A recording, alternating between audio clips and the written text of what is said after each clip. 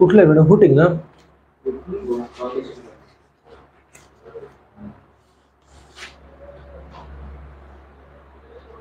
हे सगळे प्रकार असणार प्रॅक्टिकलला. पुढे सगळं सामान ठेवणार, नळ, नळाचे प्रकार, लॉंग बॉडी, शॉर्ट बॉडी, त्याच्यानंतर PVC pipe, CPVC pipe, PVC pipe, PVC pipe, सगळ्या प्रकारचे पाईप सगळं असणार. इकडे कसं दिसत नाही तर हे सगळ्या गोष्टी असणार. आणि oral, main part oral.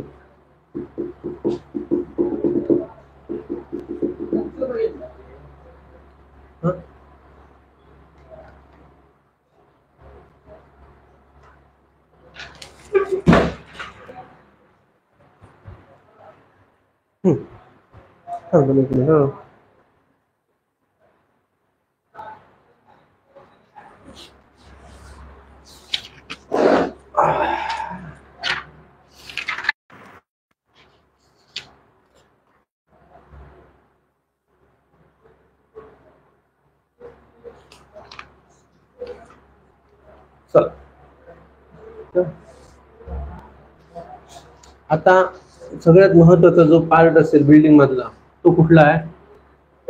Foundation. बरोबर. आता तू टेक्निकल माणूस आहेस, आता मला खरं खरं सांगायचं, खरं बोलायचं. फाउंडेशन ज्यावेळी करतात, खोदकाम करतात, बरोबर, त्याच्या आधी काय करतात? सेंटर लाईन करतात. असतोच त्यावेळी. रिसेंटली झालंय नक्की.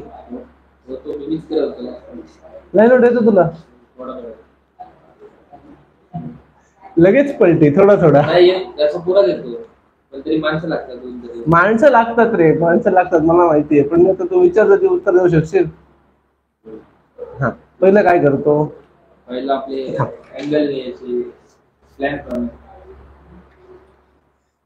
सेंटर लाईन होता येतं. सेंटर लाईन काय झालं? Outer plan. त्याची जो बाउंड्री असते त्याला कोणासाठी पुरा प्रॉपर हे करायचं.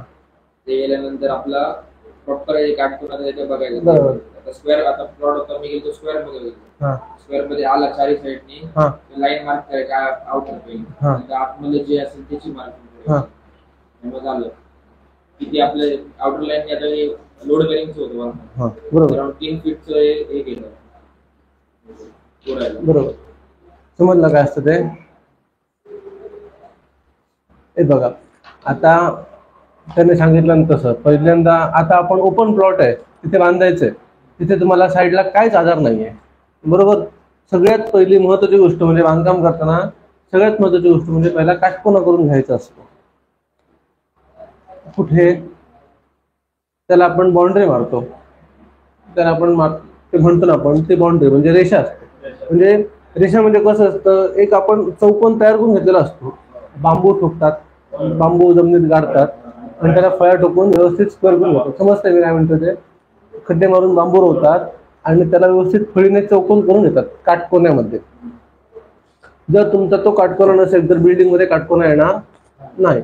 तो काटकोना जिथे ऍडजस्ट करून घेतात आणि मग तिथून लाईन दोरी बांधून जी मापं असतात ती मापं टाकून चुना टाकतात. चुना टाकल्यानंतर आपला खाली फाउंडेशनचा जो पक्का हे आहे बिल्डिंगची साईज. आता ही बघा, इथे दिने किती दिली आहे साईज?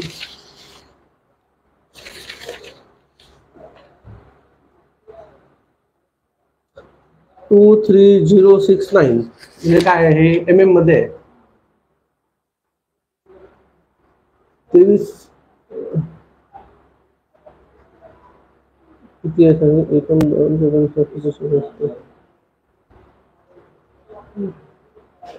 23,069 MM म्हणजे किती मीटर झालं?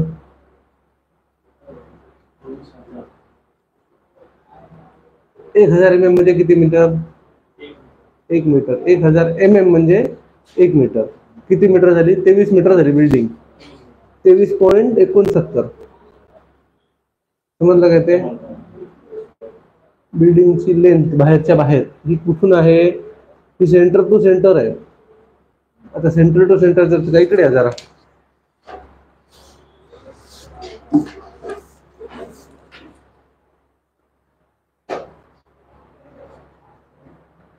नाही, आउट टू आउट आहे. लहान असल्यामुळे काही दिसत नाही कंट्रोल.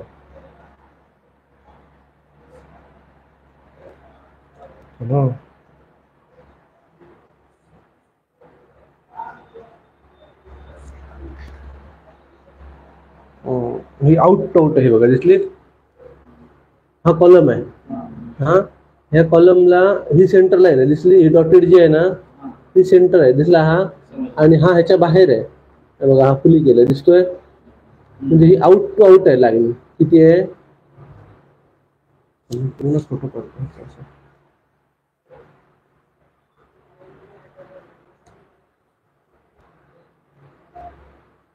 पहिला प्लॅन बघता आला पाहिजे, तर पुढचं, नाही तर काय नाही. ठीक बघा, किती सांगितलेलं मग मी?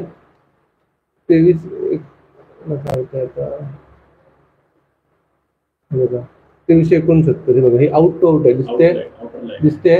आणि ही जी कॉलम आहे ना, बघा, हे कॉलमची माप ही सेंटर टू सेंटर आहे. ती बघा 3821. कॉलमचं सेंटर दिसतोय, सेंटर टू सेंटर आहे बघा. ही लाईन आली आहे बघा, ही सेंटर मधून आहे column. Center to center measurement आहे. ही मेजरमेंट पहिली आपल्याला कळली पाहिजे, त्याच्यानंतर तुम्ही माप घेऊ शकता. समजलं काय ते? हा विषय मी का सांगतोय, तर हा विषय महत्वाचा आहे. हे जर समजलं नाही तर तुम्ही काहीच करू शकत नाही पुढे. आलं लक्षात? मग आता ही जी मापं दिलेली असतात त्या मापाप्रमाणे त्या पट्टीवरती खेळ ठोकतात, बरोबर ना रे? ह्याचं म्हणतोय मी, आरसीसीचं.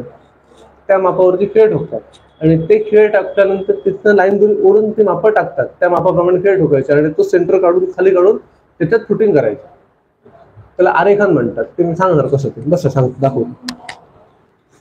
तर हे महत्वाचे 2 पार्ट आहेत.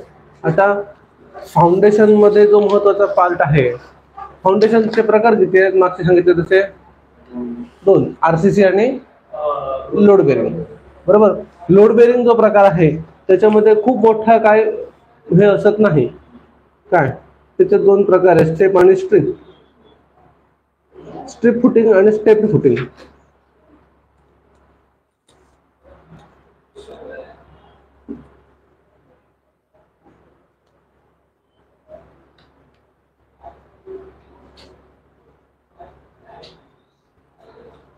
कुठपर्यंत झालंय मला सांगा जरा.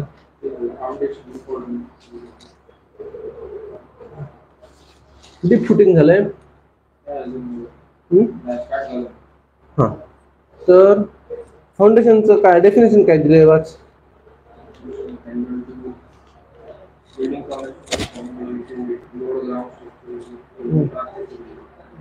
ठीक आहे, तू होती मागच्या लेक्चरला? मागच्या लेक्चरला होती.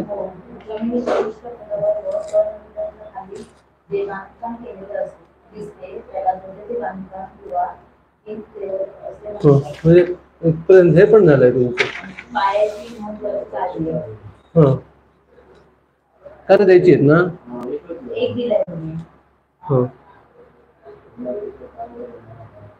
इमारतीच्या पायावर येणारा भार पेडण्या इतकं जमिनीचा पृष्ठभाग सामर्थ्यवान करणे. म्हणजे काय करायचं, खालचं पीसीसी जे असतं, लोड कशावरती येणार? सगळा पीसीसी वर. खालचं सोलिंग आणि पीसीसी ते मजबूत झालं पाहिजे. दुसरं करेल 2 नंबर, पायाच्या जमिनीवर म्हणजे पीसीसी वर.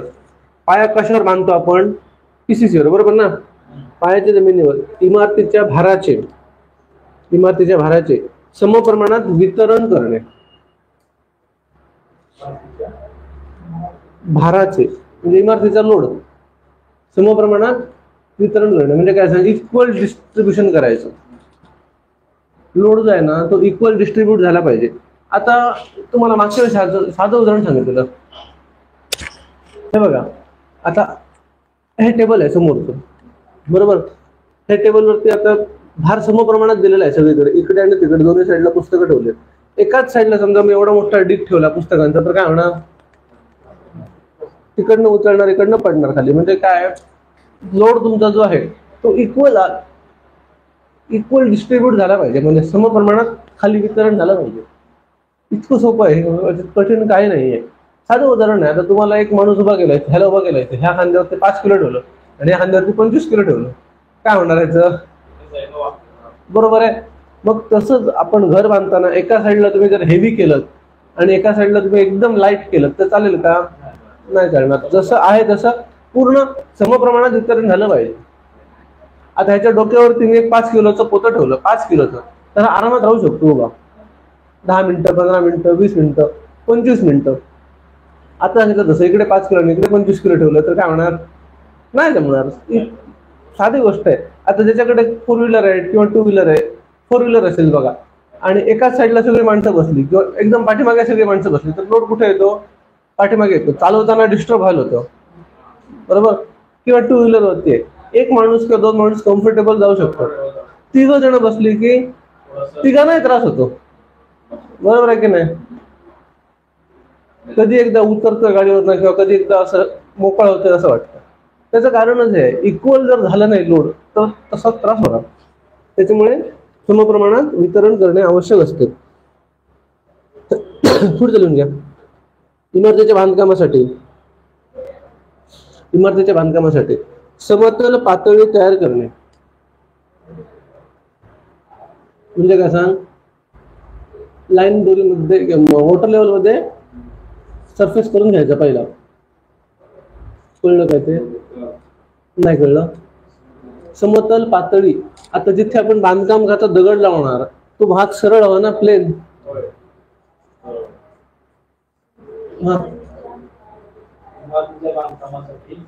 इमारतीच्या बांधकामासाठी समतल पातळी तयार करणे. चुकली इष्टीची मालवड. समजलं मी काय म्हटलं ते? समतल पातळी म्हणजे खाली जे आपण पीसीसी करतो ते एका पातळीमध्ये एका लेवलमध्ये करून घ्यायला पाहिजे. वाकडे तिकडे गेला तर बांधकाम वाकडे तिकडे होणार. समतल पातळी तयार करणे. इमारत वाऱ्याने किंवा वजनाने हादरून पडू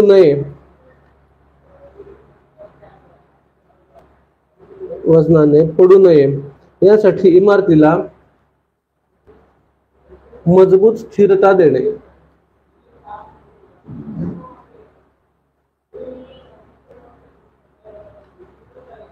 ही कशाची कार्य आहेत? पायाची.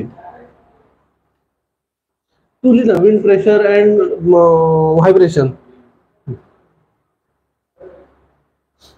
आता सगळ्यात महत्वाचा मुद्दा, जमिनीखालील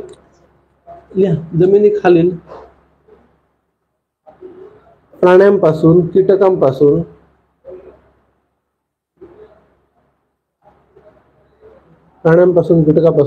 इमारतीचे संरक्षण करणे.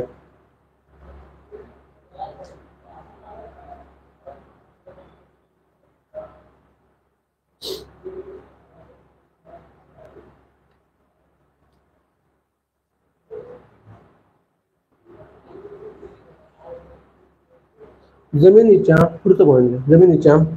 आकुंचन व प्रसरण यामुळे इमारतीवर होणारे संभाव्य दुष्परिणाम टाळणे. आता आकुंचन आणि प्रसरण हे काय माहिती आहे का?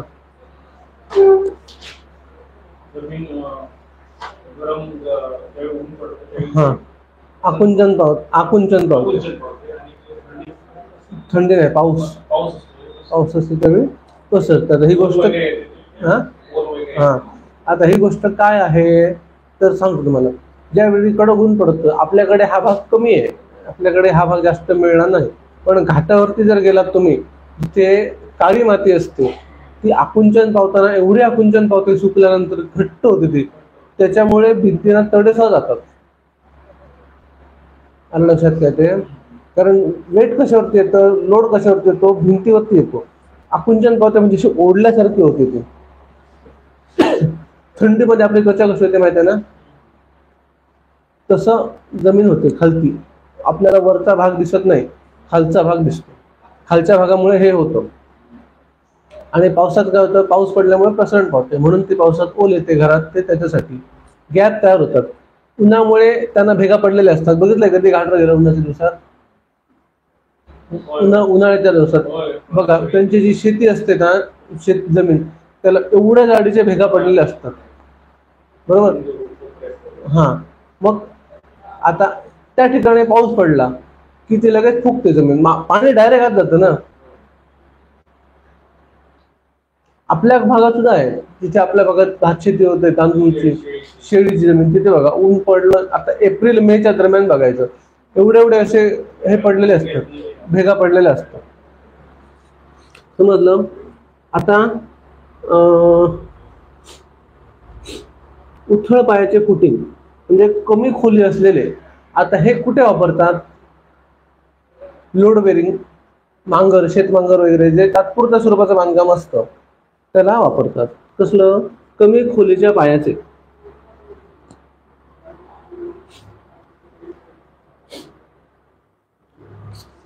कमी खोलीच्या पायाचे फुटिंग किती आहे? Spread footing, combine footing, step footing. हा,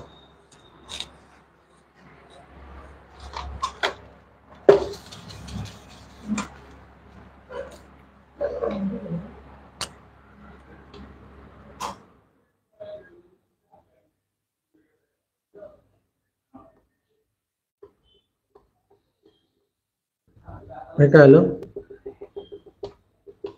सोलिंग पीसेस.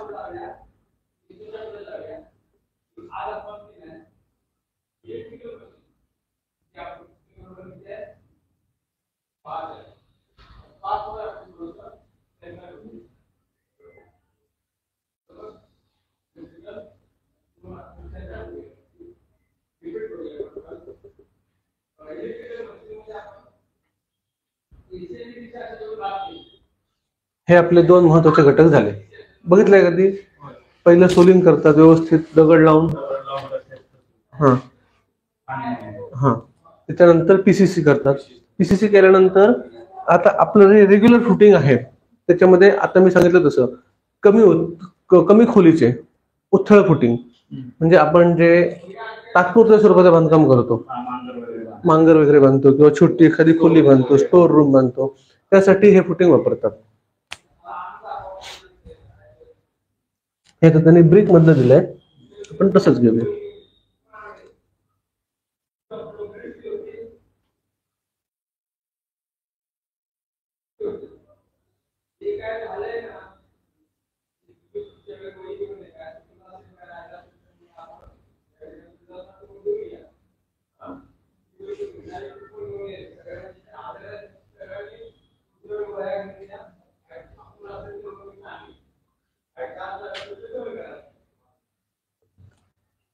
हे झालं उथळ फुटिंग, म्हणजे पीसीसी वरनं डायरेक्ट वॉलच चालू होते तुमची. समजलं काय ते? पीसीसी केलं ना, पीसीसी वरून तुमची डायरेक्ट वॉल सुरू झाली.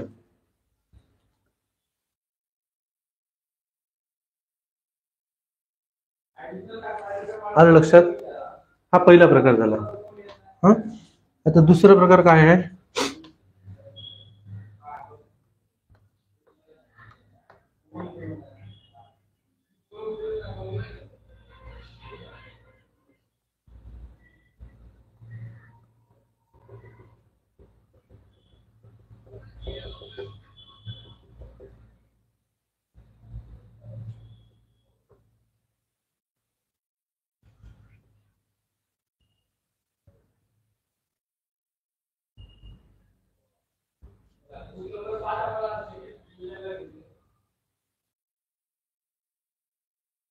आता दुसरं, मजबूत जर बांधकाम असेल, कायमस्वरूपी घर बांधणार किंवा इमारत म्हणजे लोड बेरिंगचीच, पण दुमजली घर असेल किंवा मोठं घर असेल तर कुठला प्रकार वापरतात?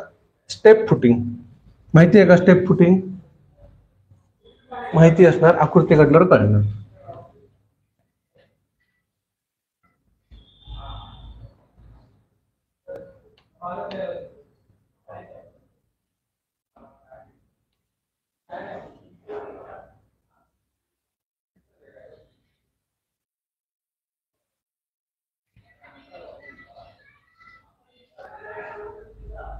समजलं? इथून तुमची काय झाली सुरू?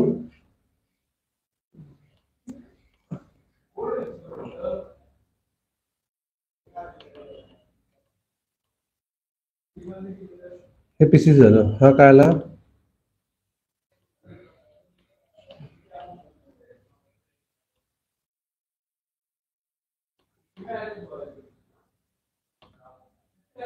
Step 1, step 2. चिऱ्याचं बांधकाम आपण ज्यावेळी करतो मजबूत, त्यावेळी बघितलंय तुम्ही खाली चिरे पसरवून लावतात. त्याच्यावरती हे बघा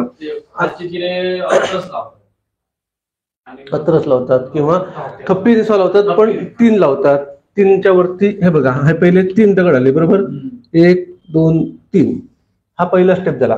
त्याच्यानंतर हा जॉईंट चुकवून 2 लावले, दिसत आहेत, 1 2 जॉईंट चुकवलाय बघा मध्ये काय, आणि मग ही वॉल आली.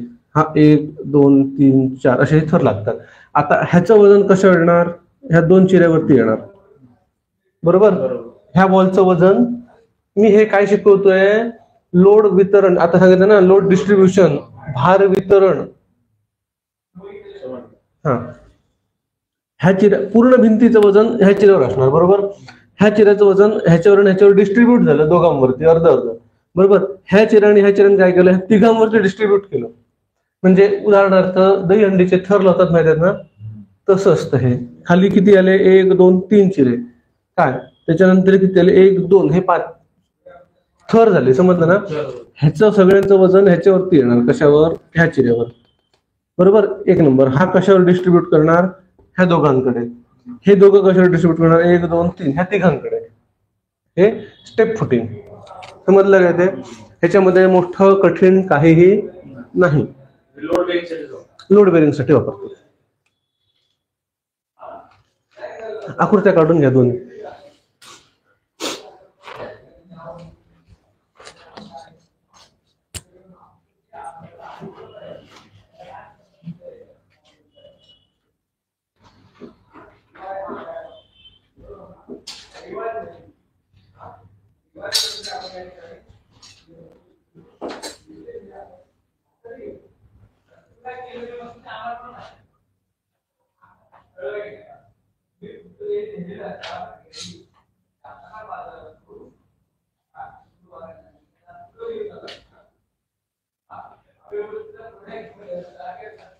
आकृत्या जरा व्यवस्थित मोठ्या काढायला शिका.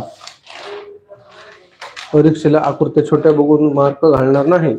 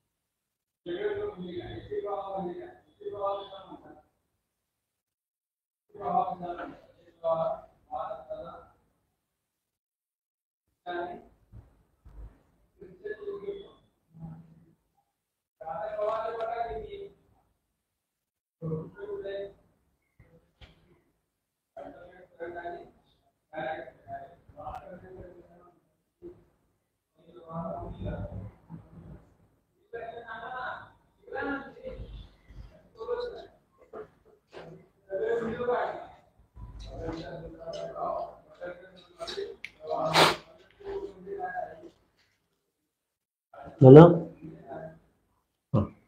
आता ह्याच्यात आणि एक प्रकार आहे स्ट्रॅप फुटिंग. स्ट्रॅप फुटिंग आणि हे स्टेप फुटिंग एकच प्रकार आहे.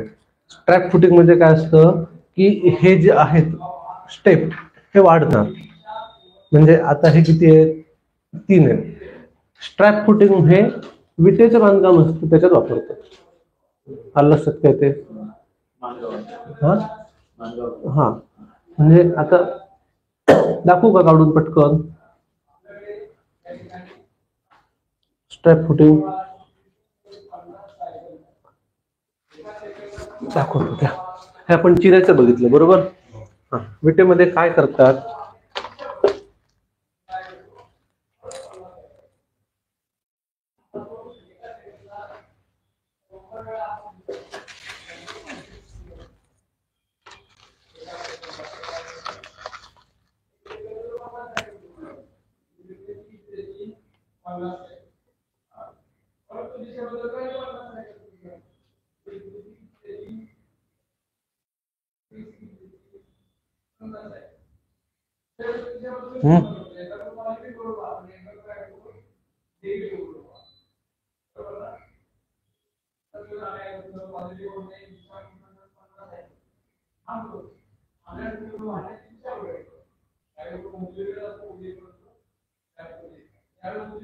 आलं लक्षात कसे स्टेप पडतात? 2 थरांचा एक थर. हा दिसते विटेचे किती थर आहेत? 1 2 दिसले. ह्याचा हा मिळून एक थर तयार झाला. फर्स्ट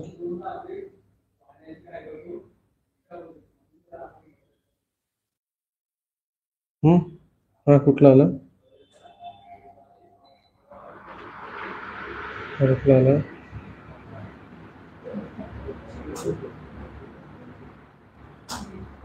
समजलं.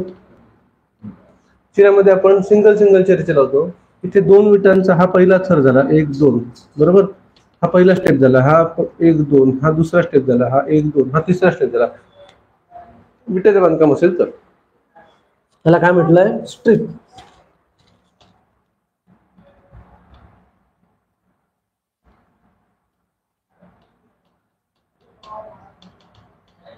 काढून घ्या आकृती. ब्रिक मेसन जे असेल तर हे वापरतात. पाणी आहे याचं.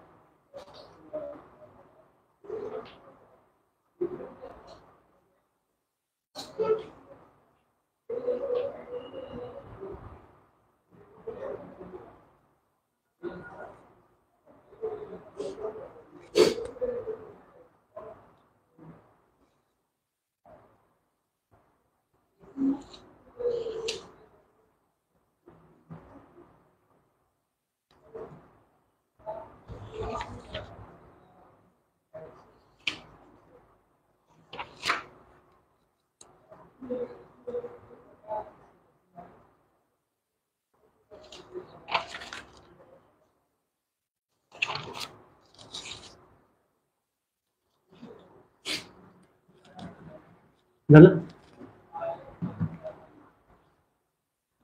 हे दोन प्रकार कुठले झाले? लोड बेरिंग बांधकाम, बरोबर. आता कुठलं येणार? आरसीसी. आरसीसी मध्ये पण दोन प्रकार आहेत. आरसीसी मध्ये बरेच प्रकार आहेत, सांगतो तुम्हाला. आता बघा,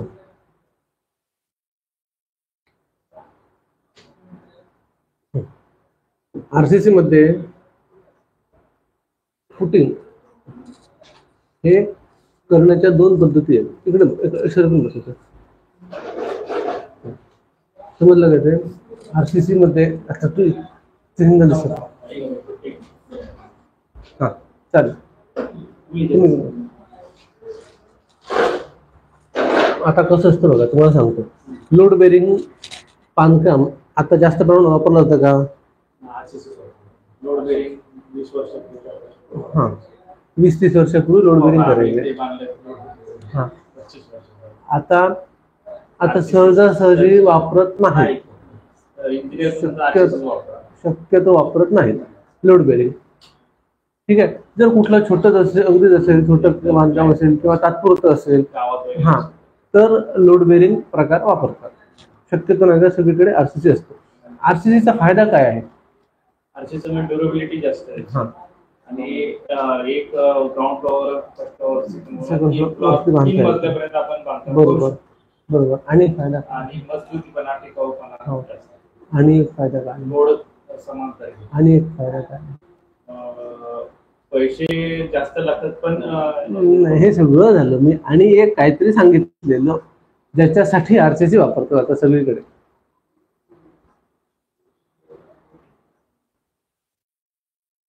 ज्याच्यासाठी आरसीसी वापरतो सगळीकडे. अर्थवेव्ह रेसिस्टंट असतं, भूकंपरोधक. लक्षात काय ते? आरसीसी घराला भूकंपामुळे तडे पडत नाही. तडे पडतात, घर पडत नाही. समजलं? मातीचं घर असेल, विटेचं घर असेल, लोड बेरिंग असेल तर ते पडतं घर, माहिती आहे, घर पडतं. कुठलं? लोड बेरिंगचं. आरसीसी पडत नाही. खूप तर भिंतीना क्रॅक जातात, त्याच्या व्यतिरिक्त काहीही होत नाही. ते म्हणून जे लोक प्रिफर करतात आरसीसी बांधा, त्याचं कारण हे, एखाद्या भिंतीला तडे गेलं तुम्ही ती भिंत पूर्ण पाडून परत नवीन बांधू शकतात आरसीसी मध्ये, कारण फ्रेम तर तुमची चांगली आहे, आरसीसी फ्रेम चांगली आहे, भिंत आहे, तुम्ही रिपेअर करू शकतात. लोड बेरिंग मध्ये पडलेलं घर पूर्ण बांधायला पाहिजे परत फाउंडेशन पासून, डबल खर्च. आरसीसी मध्ये नाही, आरसीसी मध्ये काहीच होत नाही करायला. हा सगळ्यात मोठा बेनिफिट असल्यामुळेच लोड बेरिंग आरसीसी घर बांधायला सांगतात. दुसरी गोष्ट, समुद्र किनारी म्हणा किंवा शेळीच्या जमिनीत म्हणा, ओल्या जमिनीत, तिथे आरसीसीच बांधलं पाहिजे, लोड बेरिंग बांधता येत नाही. समजलं काय ते?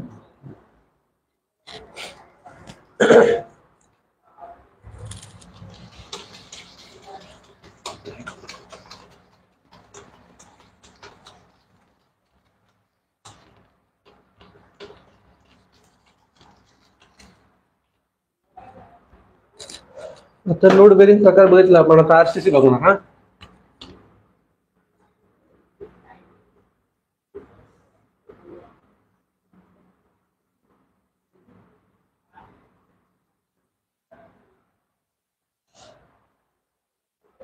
आरसीसी फुटिंग तुम्हाला कुठे व्हिजिट करता येईल?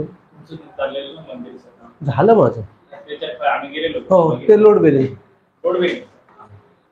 बेरिंग होतं.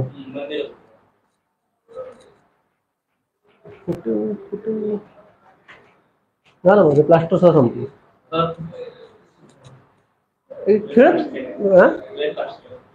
खेळत बसायचं नाही.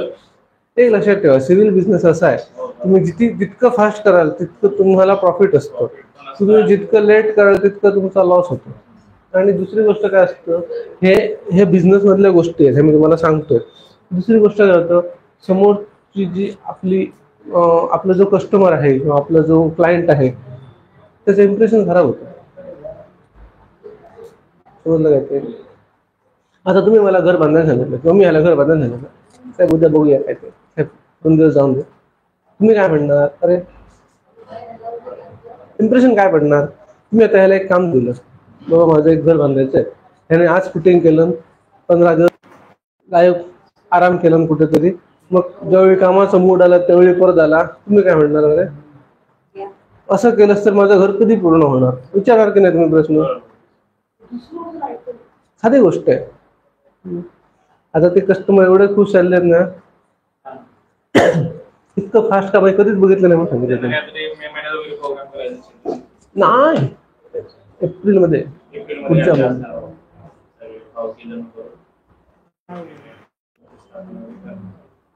एप्रिल म्हटलं तर दुसरं बांधून देतो सांगितलं एप्रिलच्या आधी.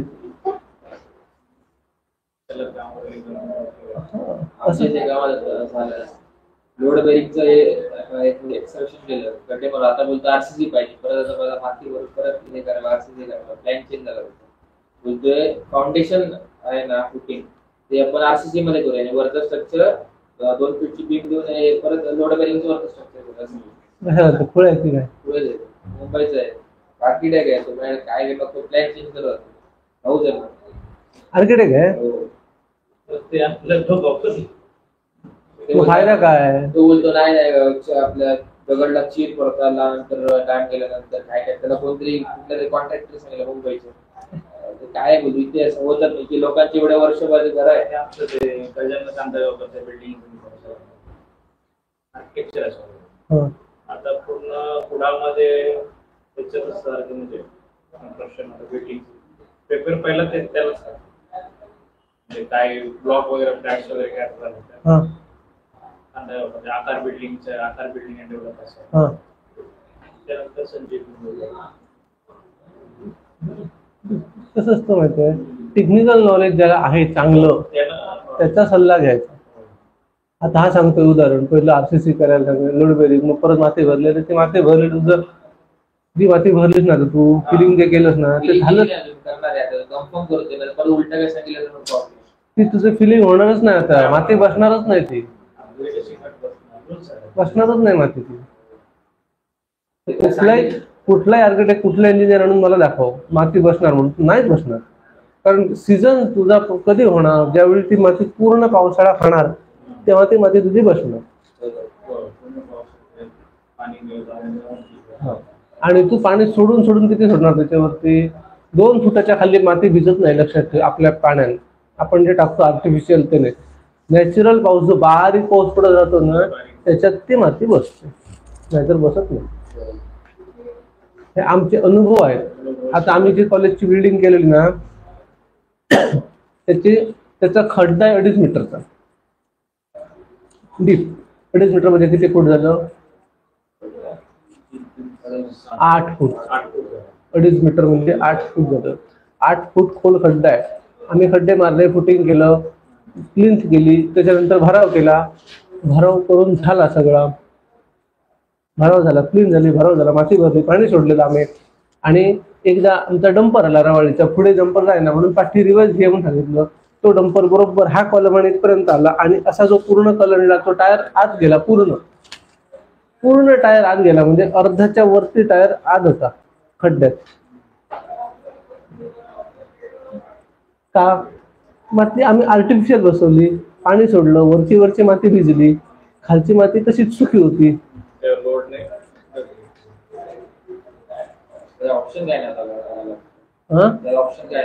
दुसरी जागा घेऊन सांग त्याला. प्लॅन प्रॉपर नाही, लोड बेरिंग करायचं. आता खड्डे तसेच मी ठेवले, काय विचार करतो. लोड बेरिंगला खड्डे कशाला मारलेस तू? लोड बेरिंग फाउंडेशन चर मारलेस ना, मग ते आता काय कर तुला सांगतो. चर मारलेले आहेत ना, त्या चरातच खड्डे ऍडजस्ट करायचं, चर तसाच राहून देत. चर भरायच्या भानगडीत प्लीजला परत प्रॉब्लेम होणार ना, कशाला प्लीजचा प्रॉब्लेम होणार? तू पण आधी काय काय सांगतो मला. चर मारलायस ना आता, बरोबर आहे. जिथे ड्रॉइंग घे त्यांच्याकडनं आरसीसीचं, खड्ड्याचं मार्किंग करून टाक, खड्डे मारून घे आणि चर तसाच ठेवून दे. खड्डे मार, फुटिंग काढ, फुटिंग करून वर ये आणि मग तो चर भर. जिथे चर येणार ना, आता चर मारलाय, चर तुझ्या साईडने असणार पुढे, ठीक आहे, सोडून दे. खड्ड्याचं मार्किंग काढ, कोणाचे परफेक्ट इंजिनियर घेऊन जा, खड्ड्याचं मार्किंग काढ, खड्डे मारून घे, तर तसाच राहून दे. तर डबल बिल लाव त्याला, एक्सकाव्हेशन आणि फिलिंग.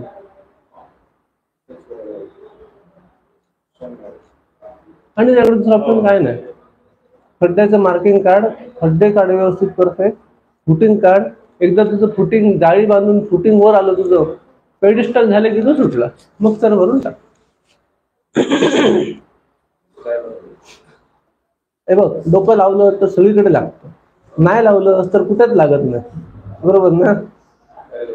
हे असं मध्ये प्लॅन चेंज करतात ते प्रॉब्लेम होतो. काय नाही प्रॉब्लेम, उलट मजा येते. आता मी कसं, आता मी पाहुणे नाही इथे, कोण नाही. कसं असतं माहितीये, आता मी मंदिराचं काम केलेलं, बरोबर. त्याने पहिलं अक्षरशः ना फाउंडेशन होईपर्यंत जर माझं डोकं म्हणून मी फाउंडेशन पूर्ण व्हायचं घेतलं. कशाचं घेतलं? अत्रस्त घेतलं. आणि वर आल्यानंतर खिडक्या लिंटर लेवलला मी ज्यावेळी आलो त्यावेळी त्यांनी मला सांगितलं की स्लॅब घालायचं आहे. फाउंडेशन माझं अत्रसच आहे 3 फूट खालून, त्याच्यामुळे मला काही भीती नाही. कन्फर्म काय ते करा, कन्फर्म केलं, कन्फर्मेशन घेतलं मी लेखी, बरोबर. ऍडव्हान्स टाका म्हटलं पहिलं, स्लॅब म्हटल्यानंतर बिल वाढलं, म्हणे येतो पैसे वाढले. कधीच नाही म्हणायचं नाही, अशा कामाला तर मी कधीच नाही म्हणत नाही, होय लगेच. आणि जो ऍडव्हान्स तर ते मला विचारायचं, मग छपराचं कटिंग काय होणार, छपराचं कटिंग काय होणार? छपराचं कसलं कटिंग? नळे तुमचे होते, स्टीलचं फक्त कटिंग होणार, जे लागणार ते स्टील आणि लेबर. 10,000 मी त्यांना डिस्काउंट दिला आणि 1,30,000 बिल केलं स्लॅबचं फक्त. मंदिरचं कसं होणार?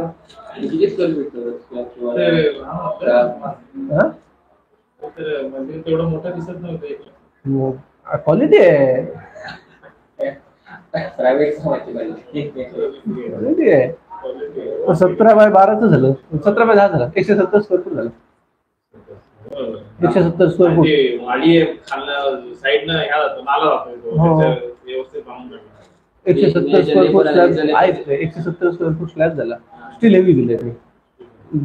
12चं बॉटमला, बीमला, टॉपचं 10चं टॉपला, आणि स्लॅब पूर्ण स्लॅब 1 बाय बांधलाय. 10 आणि 8 आणि 10 मिक्स. त्याच्यामध्ये इन्क्लूड केलं सगळं. काय? हो. मी आता घेतले त्याचं कॅल्क्युलेशन काढलं. लेबर घेतलं. लेबर मध्ये त्याच्यामध्ये 180चा लेबर घेतला पुरा. मला एकान मला स्लॅब किती स्क्वेअर फूट त्याच्याकडनं घेतले फूट, म्हणजे तो ह्याला 60 रुपये आहे सेंट्रिंग वाले. मला पूर्ण स्लॅब त्याने ठोकून बांधून सगळं करून दिलं. 90 रुपये स्क्वेअर फूट. ते सेम 60 रुपये मटेरियल लागतो. ते लेबरचे 60 रुपये. मटेरियल कोणाचं? मटेरियल माझं. मटेरियल त्याचं मी केला तो. द्यायचं. विथ मटेरियल 90 रुपये. बरोबर 30 रुपये लावले. मी डोकं लावायचं असतं. मी स्लॅबचं क्वांटिटी काढली, किती आहे बघितलं, स्लॅब किती स्क्वेअर फूट आहे बघितला, मला किती बसतो बघितला, त्याला बोलवलं, त्याला सांगायचं, मग त्याला सांगितलं मटेरियल तुझं, खिळे आणि वायर मी देणार, ठोकायचं आणि स्टील बांधून द्यायचं, तुला 20,000 रुपये रोख द्या. ओके म्हणाला. 2 दिवसात त्याने ठोकला स्लॅब. मला डोकं लावलं तर फायदा असतो, डोकं नाही लावलं तर नुकसान असतं. त्याला 20,000 रुपये मिळाले, तो खुश. 2 दिवसात त्याला 20,000 मिळाले. बरोबर. मी खुश. मला 90 रुपये स्लॅब पडला स्क्वेअर फूट विथ त्याचं मटेरियल. माझं काय नाही, मी फक्त खेळणे वायर. मग त्याला 160 रुपये झाले स्क्वेअर फूट. नाही सेंट्रिंग मटेरियल त्याचं, स्टील माझं मटेरियल आहे त्यांचं काहीतरी. आपण अंदाज काढला तो आपल्या 100 रुपयालाच पडतो. त्यांच्यावर 60 रुपये. हो. आता चिरायला लावायचं रेट काय आहे? आता गडगा बांधून झाला, कोण सांगते 20, कोण 16, कोण 18, 20च्या खाली अराउंड 18 ते 20. तर मी देवळाचा लावला ना, माझा 19 लावला त्याने. हो. गडग्याचं स्वस्त असणार.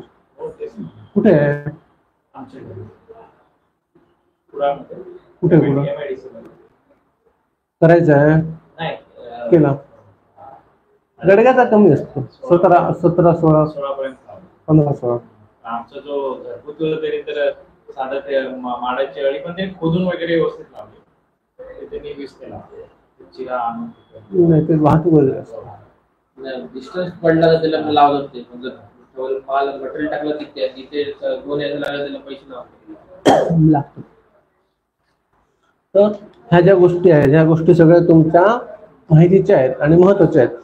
कुठून आपल्याला कसं आहे माहिती, आता 2 गोष्टी करायच्या असतात. आता मी तो जर रेट घेतलेला तो विथ वॉटरप्रूफिंग आहे, त्याला वॉटरप्रूफिंग करायचं आहे मला. नुसता स्लॅब नाही, वॉटरप्रूफिंग आहे त्याला विथ वॉटरप्रूफिंग. स्लॅब झाला केव्हा? प्लास्टर चालू आहे. वॉटरप्रूफिंग नंतर करणार रे. वॉटरप्रूफिंग काय करणार? Brick bat. स्लॅबच्या वरती. हो. स्लॅबच्या वरती स्लरी टाकायची वाळूची चांगली पूर्ण. त्याच्यावरती विटा रचायच्या असतात. आपण जमिनीवरती जसं अंतरतो विटा, तशा पूर्ण विटा अंतरायच्या असतात. आणि त्याच्यावरती परत स्लरी टाकून तो खाची पूर्ण भरून काढून त्याच्यावरती डीपीसी करायचं, डॅमप्रूफ कोटिंग. आणि ते स्लॅब मध्ये आपण टाकतो ते लिक्विड वॉटरप्रूफसाठी ते असतंच. ते बरोबर लिक्विड टाकलंच आहे. ते लिक्विड टाकतोच. लिक्विड टाकायचंच असतं. ते लिक्विड का टाकतात माहिती आहे तुम्हाला? काय वाटतं? ते स्लॅब लिकेज होत नाही म्हणून. लिकेजसाठी ते लिक्विड नसतं. आतलं जे स्टील असतं त्याला रस्ट येऊ नये, ते गंजू नये म्हणून ते URP म्हणून लिक्विड टाकलेलं असतं, टाकायचं असतं. त्याने स्टीलला रस्ट येत नाही, स्टीलचं लाईफ वाढतं. आता स्टीलचं लाईफ वाढलं म्हटल्यानंतर स्लॅबचं लाईफ वाढलं. हो टाकतात, चालू आहे तेच टाकतो आम्ही.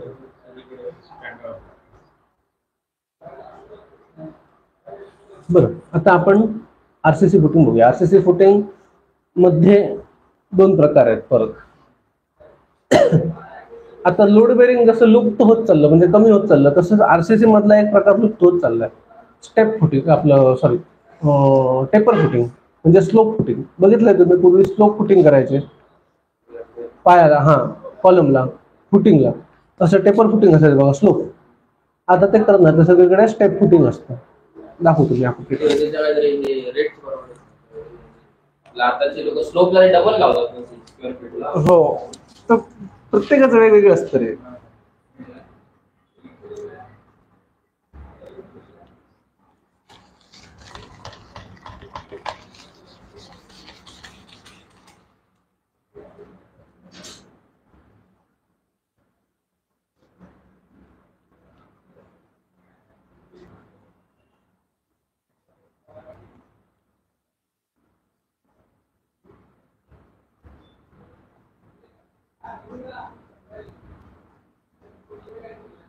हे काय झालं?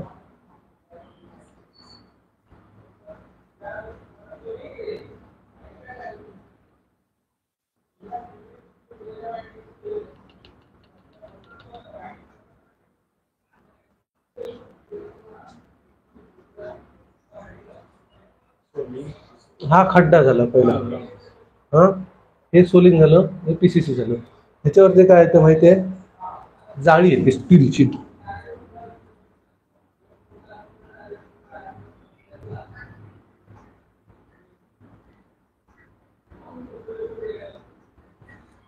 समजलं?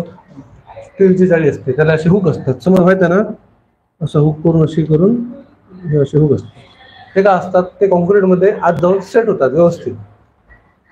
त्याच्यानंतर काय ना, हा कॉलम बांधतात त्याच्यावरती, माहित आहे?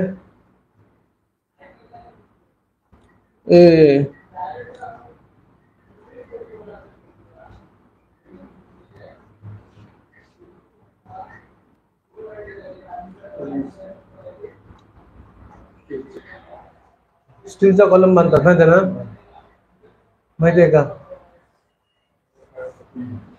स्टीलचा कॉलम बांधतात. दाखवतो मला, व्हिडिओ काढूया, बघूया थांबा. हा, मग हे स्टेप फुटिंग असं स्टेप मारून घेतात त्याला. हा पहिला स्टेप झाला मोठा, त्याच्यानंतर हा दुसरा स्टेप झाला आणि हा तिसरा स्टेप झाला. हा एवढा तुमचा आतमध्ये गेला. काय होय, नंतर हे भरतात, हे कॉन्क्रीट झालं.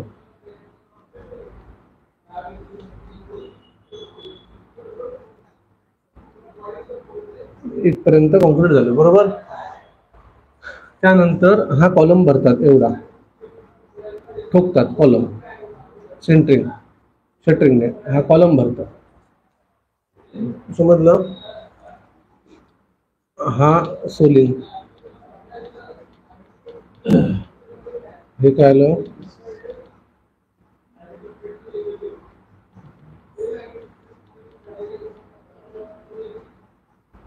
Step 1, step 2. ह्याला काय म्हणतात? Up to plinth level.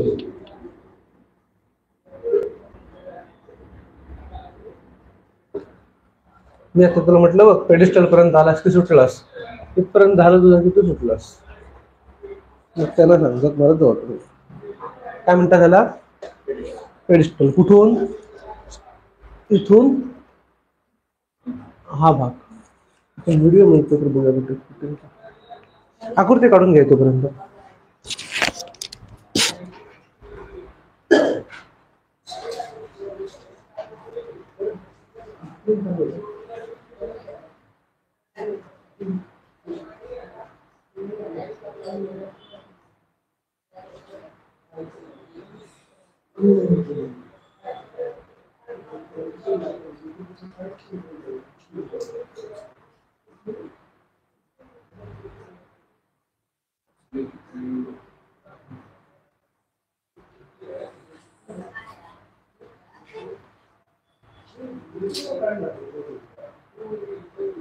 तुम्हाला तो एक गाणं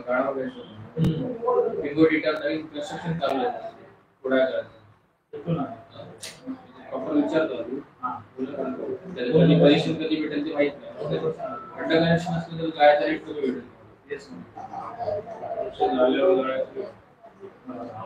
बरोबर पिंगो टिटाला तो खालते पाहायला रोड होतो.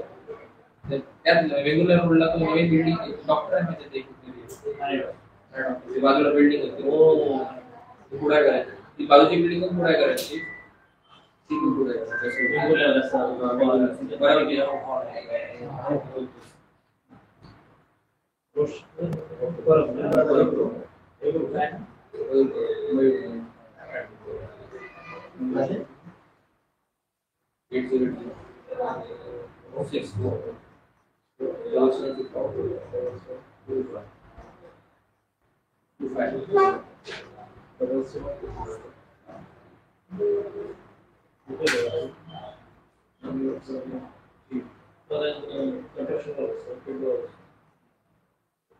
नाही, कारण बाकीचे जर विचारलं ना इथपर्यंत तुम्हाला ते कमी पडेल.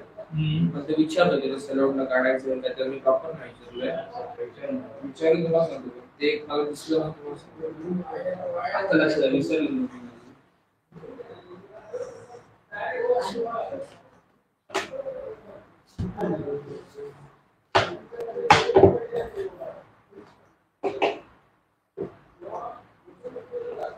तोंडाला येतात ते रेट सांगतो.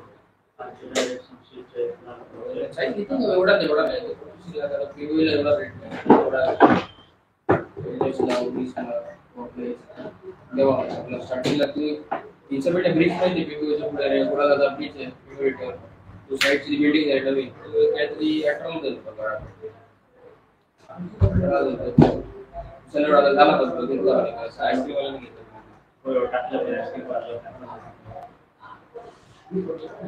झाला मेन रोडला असलं तरच फायदा होईल. आतमध्ये होता फायदा सिलेक्ट मध्ये म्हणजे रेंटल इन्कम थोडी भेटते म्हणून त्यांना येते. कुठे राहतो तुम्ही? मी MIDC मध्ये.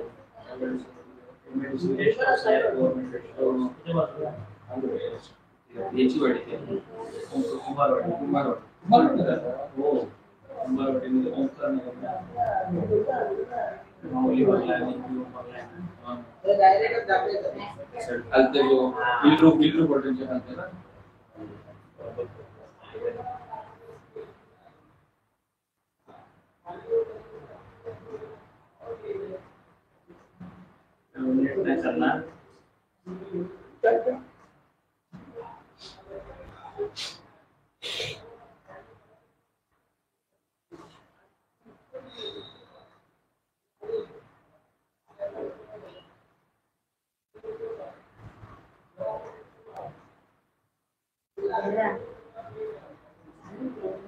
जे कुमारवाडी मध्ये जरा पुढे तेच शेतजमीन काय पार्टी आहे ती जागा येते कमीत कमी एकरवर जागा आहे.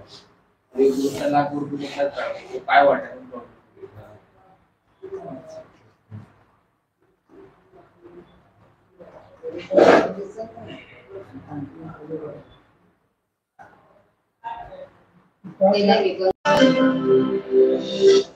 हे बघा, हे कव्हर ब्लॉक आले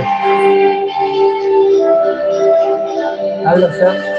कव्हर ब्लॉक त्याच्यावरती बघा 12 mm चे 200 सेंटर टू सेंटर बॉटम.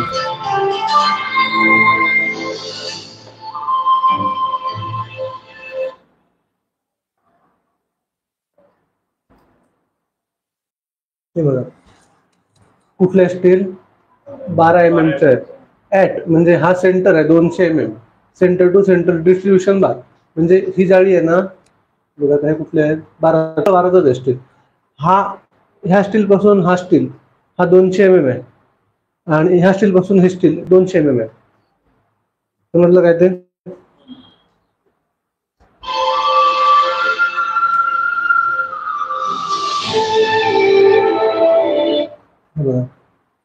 हे उभे आले दिसले वर्टिकल, हे कॉन्क्रीट मध्ये जातात आणि लॉक होतात इंटरलॉक. आलं काय ते लक्षात? हे बघा हे कव्हर ब्लॉक म्हणजे खालचं जे PCC आहे ते आणि हा आपला जो स्टीलचा बार आहे हे ह्याच्यामध्ये अंतर राहण्यासाठी ते कव्हर ब्लॉक म्हणजे ह्याच्यात कॉन्क्रीट आत उतरलं पाहिजे. ते 50 mm चे कव्हर ब्लॉक असतात. 25 mm 50 mm ते तुम्हाला दाखवतो मी सॅम्पल माझ्याकडे आहेत त्याच्यातले. ठीक आहे.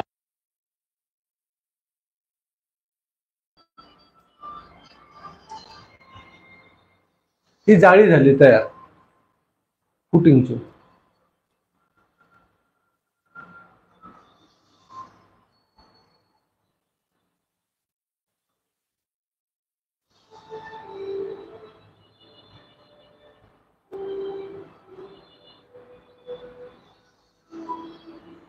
आता ह्याच्यावरती काय येणार,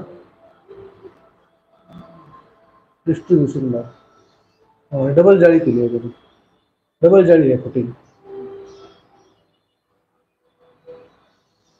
समजलं काय ते, म्हणजे खाली एक जाळी त्याच्यावरती एक जाळी, मध्ये कॉन्क्रीट मिळणार सगळं कास्टिंग मध्ये. आता त्याच्यावर कॉलम मिळणार, सेम आहे बघा. हे बघा गॅप दिसतोय खाली, हे पीसीसी आहे आपलं आणि हा स्टील आहे. ह्याच्यामध्ये 50 mm म्हणजे 2 इंचाचं कव्हरिंग आहे.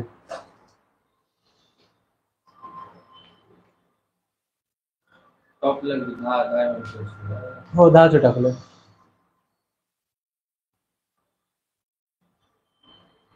प्रपोर्शन बघा काय आहे ते, M20 1, 1.5, 3 म्हणजे एक पार्ट सिमेंट, 1.5 पार्ट वाळू. सगळे चुकीचं बोलतायत. आणि 3 पार्ट खडी. पहिला जो असतो तो सिमेंट असतो, दुसरा असतो तो वाळू असतो आणि तिसरा असतो तो खडी असतो. खडी ही दुप्पट असते वाळूच्या.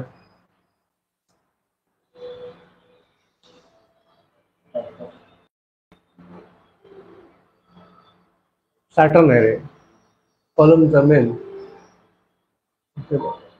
कॉलमला स्टार्टर येते.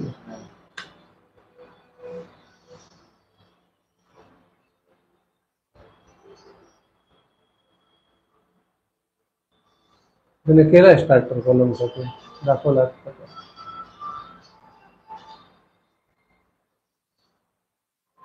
300 बाय 230 म्हणजे कितीचा आहे कॉलम सांगा मला.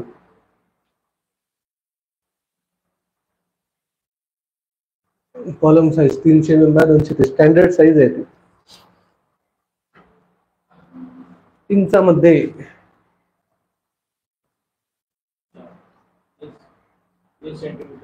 किती,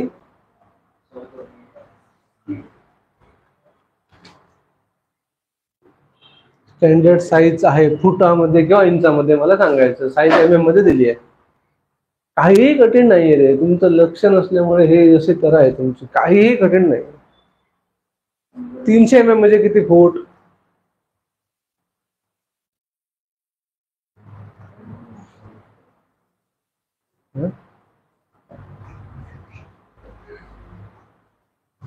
तीनशे mm म्हणजे किती सेंटीमीटर.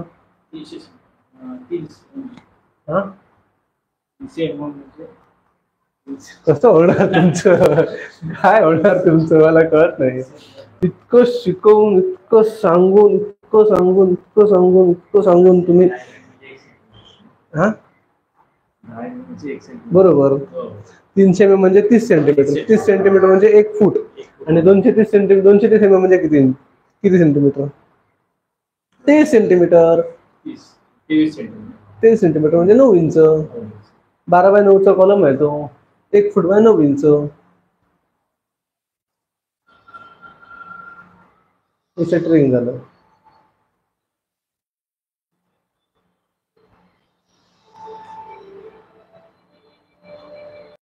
कास्टिंग करणं. समजलं काय ते, हे कास्टिंग झालं कॉलमचं. हे बघा स्टिरअप बघा कसे आहेत, अल्टरनेट आहेत. हा स्टिरअप इकडे करून इथे एंड झाला, इथून सुरू झाला, इथे एंड झाला. समजलं कसे असतात ते. हे बघा हा कॉलम आहे ना, स्टिरअप असा असतो.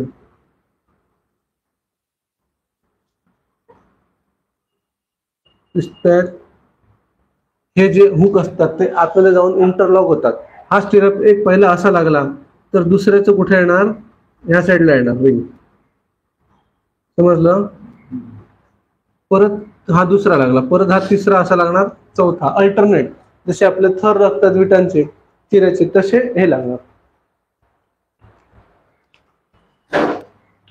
तुम्हाला ह्या आणि ह्या दोन्ही साईडला हे दिसणार, हुक दिसणार. इथे आहेत का हुक, नाही. हा रिंगचा हुक इथे आला व दुसऱ्या रिंगचा हुक इथे येणार, तिसऱ्याचा इथे येणार, चौथ्याचा इथे येणार, असे अल्टरनेट लागत जाणार. हे कास्टिंग झालं. समजलं काय ते. फुटिंग. चल आजकाल हे असं स्लोप देत नाही कशाला, हे नाही, हे स्टेप फुटिंग आहे, टेपर फुटिंग आहे. थांबा 1-2 मिनिटं सर, राहून देत मी दुसरी लिंक पाठवतो.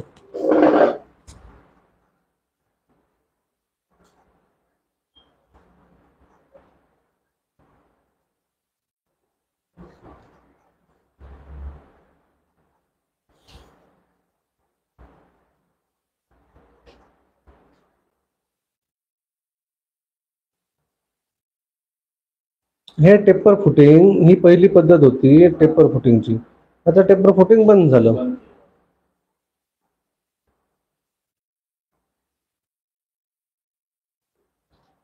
बाकी आतले सगळं सेम, फक्त वरती सेंटरिंग ठोकताना ते स्टेप मध्ये ठोकणार प्लेन. त्याला लक्षात काय ते वेगळं आतमध्ये वेगळं काही नाही दुसरं. दिलेलं आहे आकृती पुस्तकात. हे बघा, हे स्टेप मध्ये केलंय आणि हे कास्टिंग पेपर केलंय. दिसतंय का? हे बघा, खालची जाळी वगैरे सेम आहे. दिसलं? ही आणि ही आकृती बघा, ही पेन बघा, ही बघा, ही जाळी आहे दिसते. आता आपण बघितली ती ही जाळी आहे. इथे बघा, ही जाळी सेम आहे. फक्त त्यांनी हा पहिला स्टेप झाला, इथून इतकं. हा त्याने ह्याच्या स्टेप वगैरे टेपर केला. एवढाच फरक आहे, बाकी फरक काहीही असं.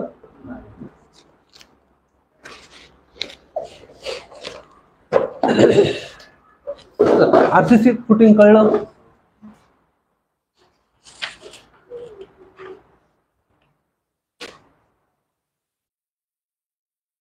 आता थोडं लिहून घ्यायला हवं. आता हे फुटिंग कसं करतात त्याची सगळी माहिती आहे. घ्या आरसीसी फुटिंग आकृती काढली का? हे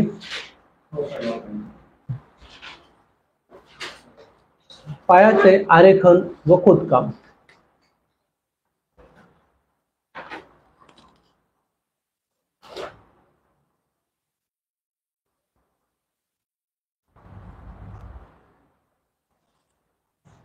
आता हे फाउंडेशन करायचं आहे, त्यासाठी आरेखन व खोदकाम.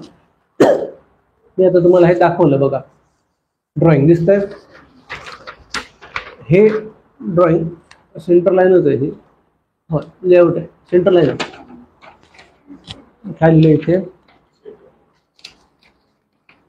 दिसतंय सेंटर लाईन शब्द लिहिलेला. आता हा जो आपण कॉलम बघितला, ह्या कॉलमच्या सेंटरचं माप इतकं. हा कॉलम टू दुसरा कॉलम किती आहे ते ह्याच्यात दिलेलं आहे. आपण बघितलं तर सेंटर टू सेंटर. हे ड्रॉइंग नसेल तर तुम्ही करू शकत नाही. आता आरेखन व खोदकाम. आरेखन म्हणजे काय? हे कॉलम आहे दिसत आहेत, त्या कॉलमचे खड्डे आता तुम्ही कसे खोदणार ते ह्याच्यात दिलेलं आहे सगळं.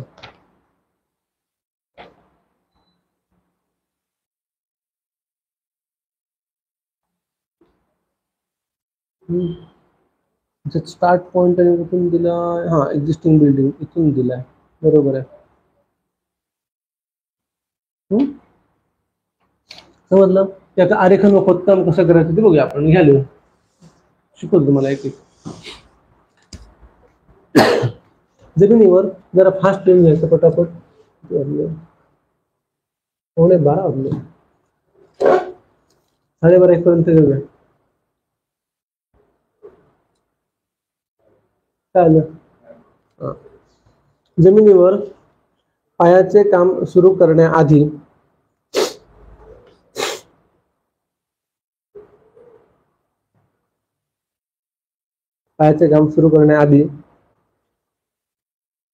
दिलेल्या नकाशाप्रमाणे आरेखन करणे. झालं? हो, नको पाहिजे तर तुला देऊ शकतो. नाही, माझं शिकवायचं राहणार. हो, एक पुढे. पायाचे आरेखन करणे, नकाशाप्रमाणे आरेखन करणे महत्वाचे असते.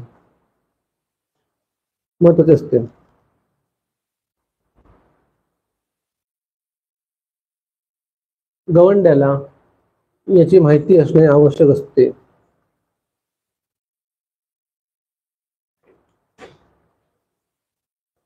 हे आता त्यांनी लोड बेरिंगचं दिलंय. आलं लक्षात?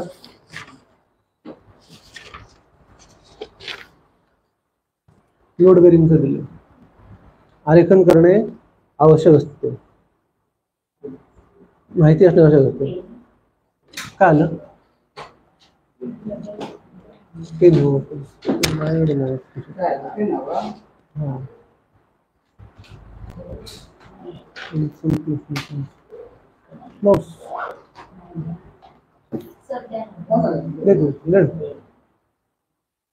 हे त्यांनी दिलंय ना, हे त्यांनी लोड बेरिंगचं दिलंय. आलं लक्षात काय? ते लोड बेरिंगला कसं असतं मी तुम्हाला तर तोंडी सांगतोय बघा. सेंटर लाईन सगळ्याकडे महत्वाचा. हा ही डॉटेड लाईन दिसते, ही सेंटर लाईन आहे, दिसली. हा हे चर मारलेत त्यांनी, बरोबर. चराच्या बरोबर मध्ये आहे सेंटरला, दिसते. हा बघा इथे त्यांनी दिलंय कर्ण दोन जुळून घ्यायचे, काटकोन करायचं.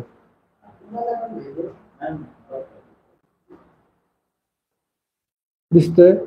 हा कर्ण जुळला, हा कर्ण जुळला, इथे त्यांनी काटकोन करून घेतला. दिसतोय. 1 2 3 4 चारी बाजूला गेलेत काटकोन. नाही गेलं तर काय होणार? हा इकडे जाणार, हा इकडे जाणार, हा इकडे जाणार, हा मग इकडे. कोणालाच कोण मिळणार नाही. चालेल का असं? नाही. सगळ्यात महत्वाची पहिली गोष्ट काय? काटकोन करून घ्यायला हवेत, नंतर जुळत नाहीत काटकोन. त्याने आता काय केलंय बघा, ही पायाची रुंदी आहे एवढी, दिसते बघा. त्यांनी लाकडी फूट 4 बाजूला करून घेतले. ही पायाची रुंदी 2 मीटर आहे. पायाचे आरेखन करून घेतले पूर्ण. हे सगळ्यात महत्वाचं असतं. चुन्याची पावडर टाकून हे आरेखन करून घ्यायचं आणि मग खोदकाम चालू करायचं. नाहीतर काय होणार? कोणालाच कोण मिळणार नाही शेवट. जर तुमचं इथे हे आरेखन चुकलं तर तुमची वरची पूर्ण बिल्डिंग चुकली, बरोबर ना. बिर्याणी करताना मीठ जास्त पडलं की तुम्ही काढणार का परत ते? मग काय करणार?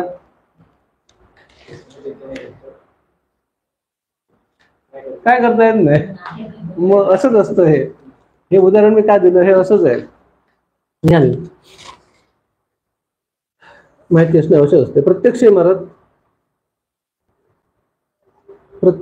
इमारत कुठे व कशी बांधायची, कुठे व कशी बांधायची, ऍक्च्युअल लोकेशन ठरवून घ्यायचं. आलं लक्षात?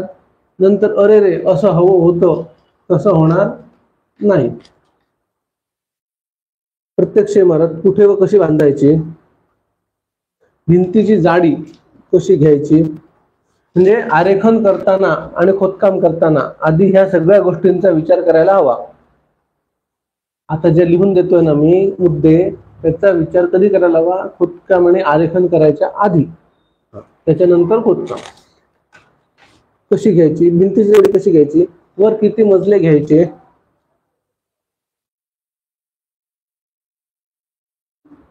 वर किती मजले घ्यायचे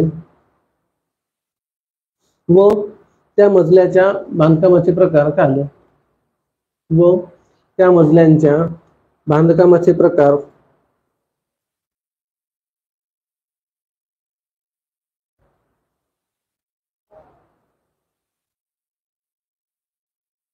इमारतीचे संपूर्ण वजन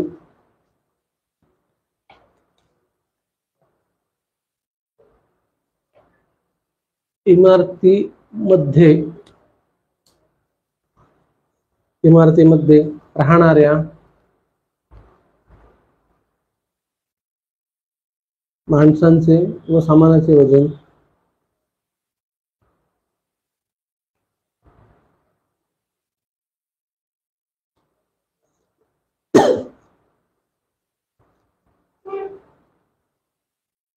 माणसांचे वजन, हवेचा दाब,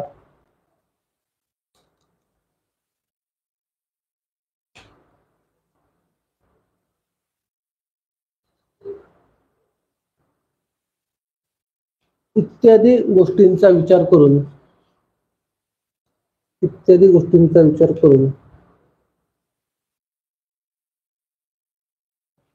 तो पेलवणारा पाया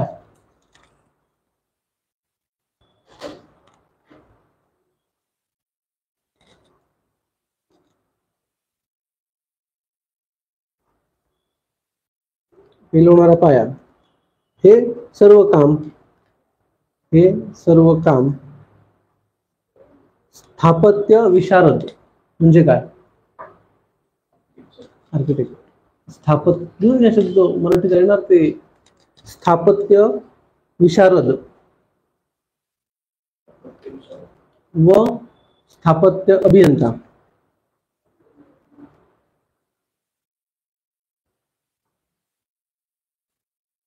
स्थापत्य अभियंता यांच्याकडून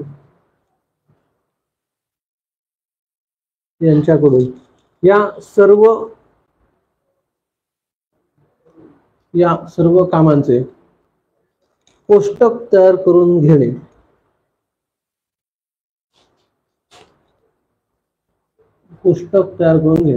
व नकाशा बनवून घेणे.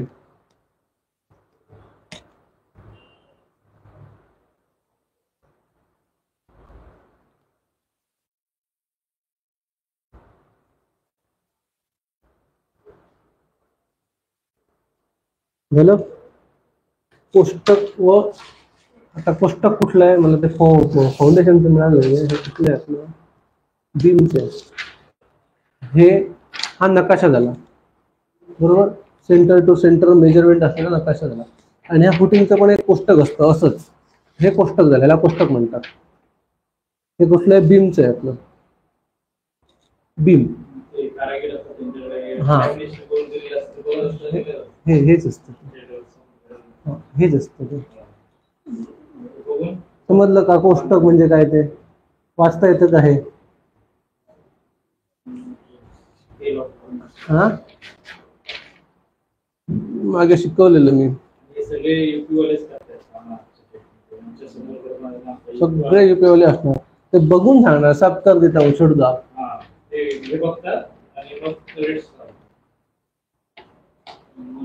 हे कोष्टक आहे. आता तिथे दाखवलेलं बघा बार कसे बांधलेले फुटिंगचे आणि कॉलमचे तेच हे आहेत. बघा हा बीम आहे. हे बीम नंबर आहेत 1 2 3 4 5 6 म्हणजे हे 6 बीम सेम आहेत. एकाच पद्धतीने चालणार आहेत. दिसले B1 B2 B3 B4 B5 B6. काय दिलंय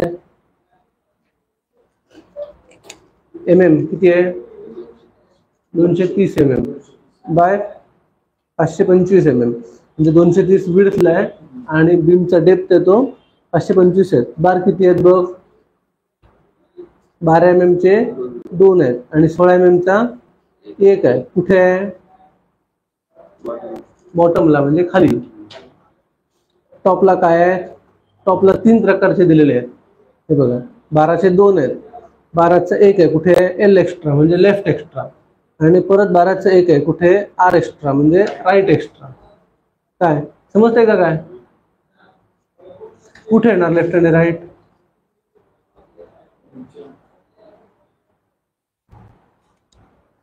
आता हा बीम कुठला आहे B1 B2 B3 B4 हे B1 B2 आहे. हा नकाशा आमच्या साईडचा असा आहे बरोबर. हा B1 आला इथून B1 B2 B3 B4. आता इथे तू उभा राहिलास L एक्स्ट्रा म्हणजे तुझ्या लेफ्ट साईडला एक्स्ट्रा तुझ्या राईट साईडला एक्स्ट्रा. हे पूर्ण कॉलम टू कॉलम चालतात है ना. त्याच्यानंतर हे स्टिरअप दिले 8 mm चा. आता दाखवलं बघा टी वरती 150 सेंटर टू सेंटर दिसतोय 150 center to center 8 mm 200 center to center. बघा हा काय आहे नियर सपोर्ट म्हणजे कॉलम जिथे असणार तिथे 150 सेंटर टू सेंटर आणि हा काय रेस्ट ऑफ बीम म्हणजे जिथे बीम टेकणार तिथे 200 सेंटर टू सेंटर. समजलं ओके. असं इतकं पटकन समजणार नाही मला पण माहिती आहे समजणार. हे मी फक्त सांगितलं कसं असतं ते. पण जर एकदा समजलं तर ह्याच्यात खूप सोपं काय नाही. ते आता काय शिकलेले असतात ते बरोबर बघितल्यावर सुरू करतात ते क्वालिफिकेशन 7वी 8वी पास नापास. बरं हे कळलं का. हे काय केलंय सेंटर लाईन केली आहे आणि खोदकाम केलं दिसतंय. हे करणं काढून घेणं महत्वाचं. काटकोन तुमचा जुळला तरच तुम्ही करू शकता पुढचं नाहीतर करायचं नाही.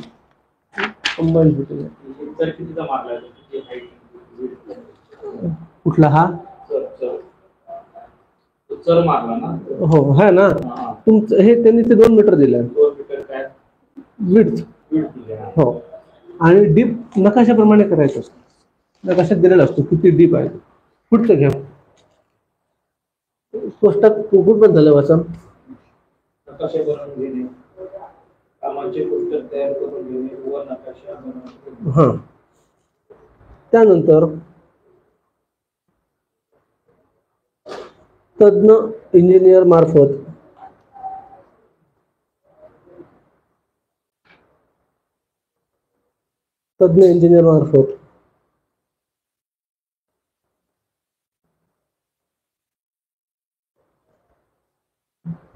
तज्ञ इंजिनियर मार्फत पायाचा एक मिनिट हा तज्ञ इंजिनियर मार्फत इमारतीच्या पायाचा नकाशा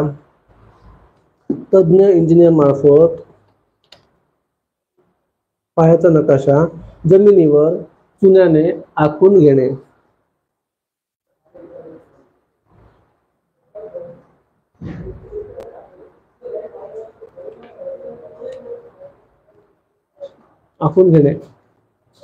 त्यापूर्वी म्हणजे त्याच्या आधी जिथे इमारत बांधायची आहे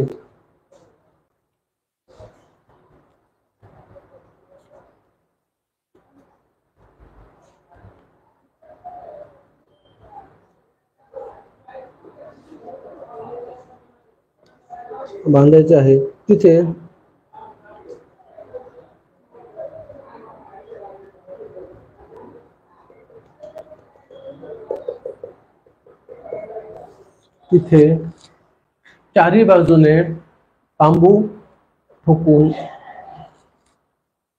चारी साईडने बांबू उभे करून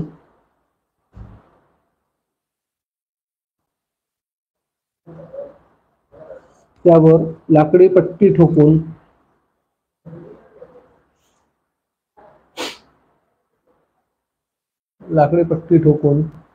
काटकोन करून घेणे आवश्यक असते.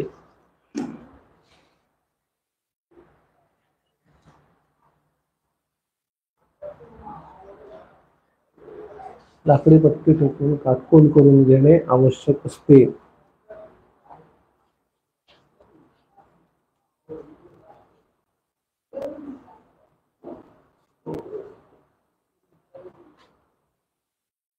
त्यानंतर नकाशात दाखविल्याप्रमाणे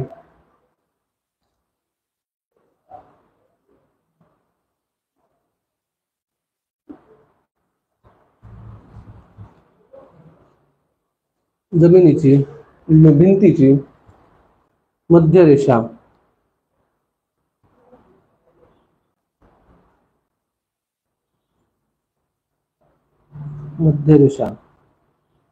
चुन्याच्या फकीने जमिनीवर आखून घेतात.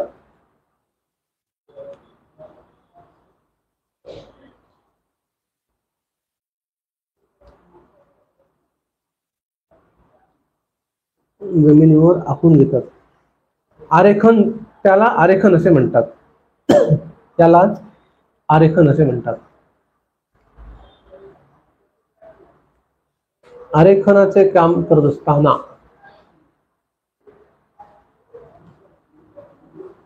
आरेखनाचे काम करत असताना इमारतीची लांबी, रुंदी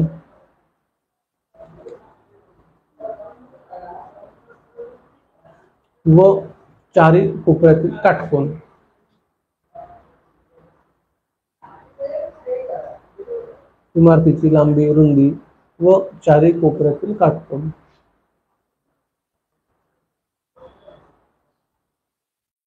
हे योग्य रीतीने जुळले आहेत की नाही हे तपासून पाहणे.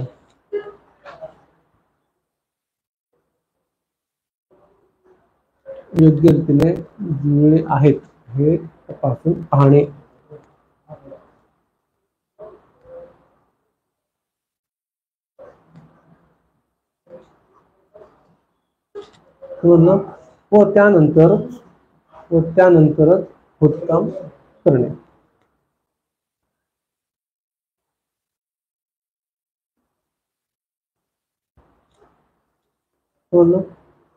इथे आपलं पायाचे खोदकाम आरेखन पूर्ण झालं. लक्षात त्याच्यात कठीण काय नाहीये, तुम्ही समजून घेतलं तर सगळं सोपं आहे.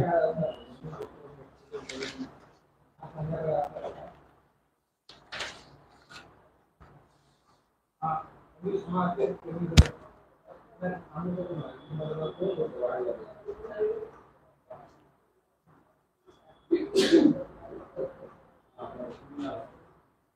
हे दोन्ही पूर्ण झालं.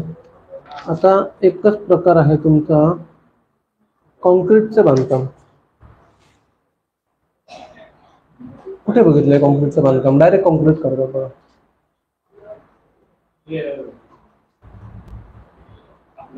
रस्त्याच्या बाजूला हा, रिटर्निंग वॉल, गटरची रिटर्निंग वॉल, गटर किंवा मोरी असेल तर त्याची रिटर्निंग वॉल. हा, त्याला फुटिंग वगैरे काय असं नाही, डायरेक्ट कॉन्क्रीट केलेलं असतं. समजलं? होय होय माहिती आहे.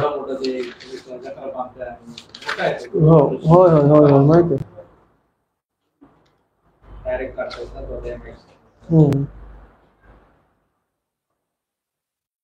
आता हे तुमचं एवढं झालं. 2 मिनिटं कॉन्क्रीटचं बांधकाम लिहून घ्या, संपवून टाकूया विषय. चालेल, 5-10 मिनिटाचं चालेल ना? कॉन्क्रीटचे बांधकाम.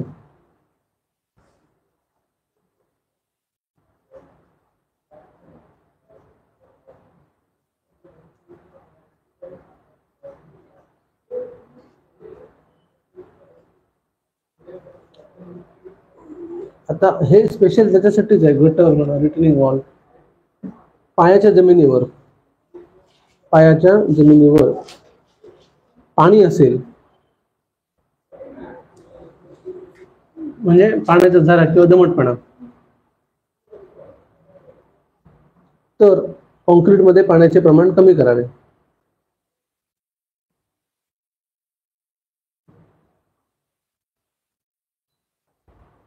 पाण्याचं प्रमाण कमी करायचं. पायाच्या जमिनीची पातळी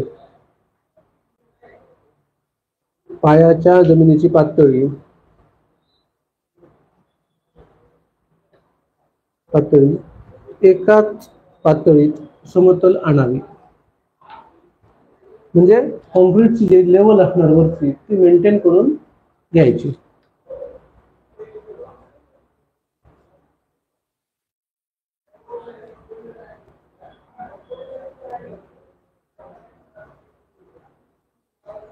झालं? जमिनीवर मातीचा, शेणाचा, पालापाचोळा इत्यादी थर असेल. जमिनीवर मातीचा, शेणाचा, पालापाचोळा इत्यादी थर असेल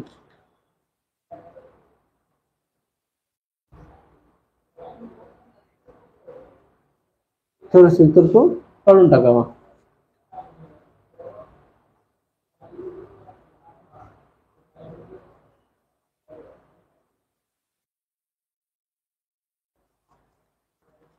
झालं तर म्हणजे साफ करून घ्यायची जागा.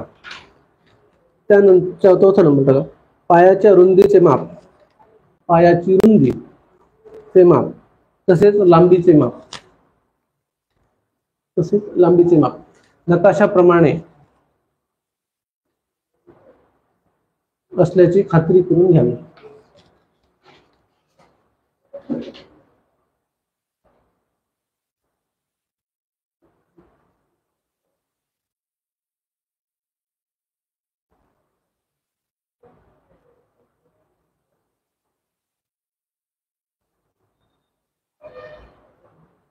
लक्षात,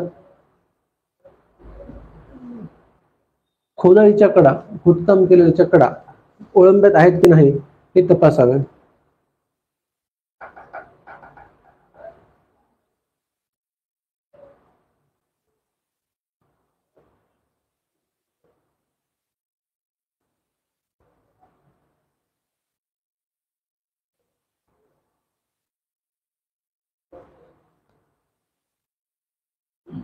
झालं? त्यानंतर कॉन्क्रीट करून, हे रिटर्निंग वॉल्स आणि स्पेशल कॉन्क्रीट करून पसरवून घ्यावे.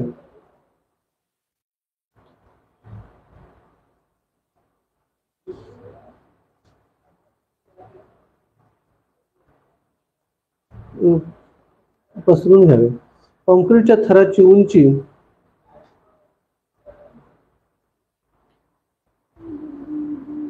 उंची नकाशामध्ये नकाशाप्रमाणे येण्यासाठी लिहून घ्या, समजणार काय कठीण नाही. कॉन्क्रीटची उंची नकाशाप्रमाणे येण्यासाठी खड्ड्याच्या आतल्या बाजूस खुणा करून घ्याव्यात.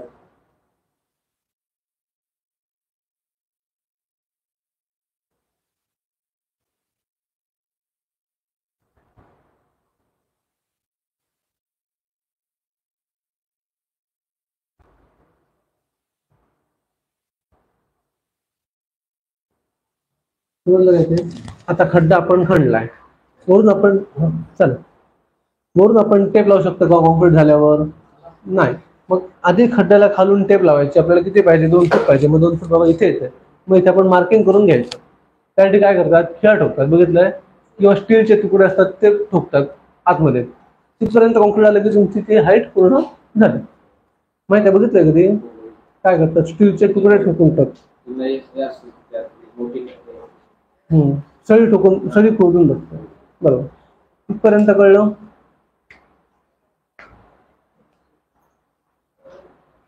खड्ड्यात कॉन्क्रीट घातल्यानंतर त्याची उंची मोजण्यासाठी काय करतात तुम्हाला सांगतो. पहिला खड्डा खणलेला आहे ना, तिथून इथपर्यंत एकदा कॉन्क्रीट केल्यानंतर उतरू शकतो का आतमध्ये? नाही. मग किती फूट आहे? 2 फूट पाहिजे, तर इथे 2 फुटाला इथे मार्किंग करतात आणि त्याच्यात सळी ठोकून ठेवतात. एवढा सळीचा तुकडा, त्या सळीच्या तुकड्याला कॉन्क्रीट चिकटलं तर तुमचं 2 फूट कॉन्क्रीट झालं. समजलं कसं असतं ते? ओके, आता इथपर्यंत कळलंय का? हा, आता आपला सिलेबस मध्ये राहिल्याप्रमाणे तुम्हाला सांगतो काय आहे ते. पुढचा प्रश्न इथे पुढचा आहे, संमिश्र बांधकाम, कंपोजिट मेसनरी हा एक पार्ट आहे आणि संकीर्ण बांधकाम हे 2 पार्ट आहेत. संकीर्ण बांधकाम मध्ये काय आहे? दरवाजे खिडक्या कशा लावायच्या ते सगळं आहे. त्यापूर्वी मला एक पार्ट तुमचा घ्यायचा आहे, तो म्हणजे ड्रॉइंग, बिल्डिंग ड्रॉइंग. समजलं? त्यासाठी तुम्ही कसं मॅनेज करणार, काय करणार ते मला सांगा. ही 2 टेबल आहेत, ही टेबल मध्ये लावून ड्रॉइंग करून घेणार. हो, ड्रॉइंग घ्यायला पाहिजे. नेक्स्ट लेक्चरला येताना ड्रॉइंग पेपर, लीड पेन्सिल, मोठी पट्टी कंपल्सरी आणलं पाहिजे. 30 सेंटीमीटर जी प्लास्टिकची ते स्केल. कळलं? हे ड्रॉइंग पेपरला आहे, दोन्ही इलेव्हेशन आणि सेक्शन. 20 मार्काला प्रश्न येतो किंवा मी इथे सुद्धा देईन.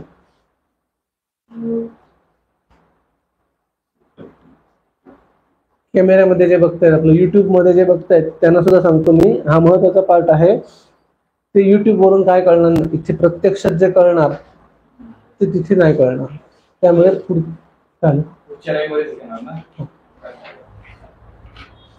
पुढच्या लेक्चरला मी बिल्डिंग ड्रॉइंग घेणार. बिल्डिंग ड्रॉइंग हा सब्जेक्ट त्याच्यात नाहीये, सिलेबस मध्ये नाहीये, पण तो पेपरला असतो. ते कसं करायचं, आता नकाशाचं आरेखन आपण बघितलं, हे कसं करायचं, ड्रॉइंग कसं करायचं ते आपण बघणार आहोत. समजलं काय ते? पुढच्या लेक्चरला. आणि जरा जास्त अटेंडन्स ठेवा. मी युट्यूबवाल्यांना सांगतोय, युट्यूबवरतून बघणार आणि तुम्ही करणार याच्यावरती माझा भरोसा नाही. युट्यूबमध्ये तुम्हाला टेक्निकल नॉलेज कळणार नाही, तुम्ही फक्त व्हिडिओ बघू शकता. त्यामुळे जास्तीत जास्त अटेंडन्स पुढच्या रविवारी हवा. करा. पुढच्या रविवारी जास्तीत जास्त अटेंडन्स हवा. काय काय आणायचंय त्यांना? ड्रॉइंग पेपर, हा स्केल, हा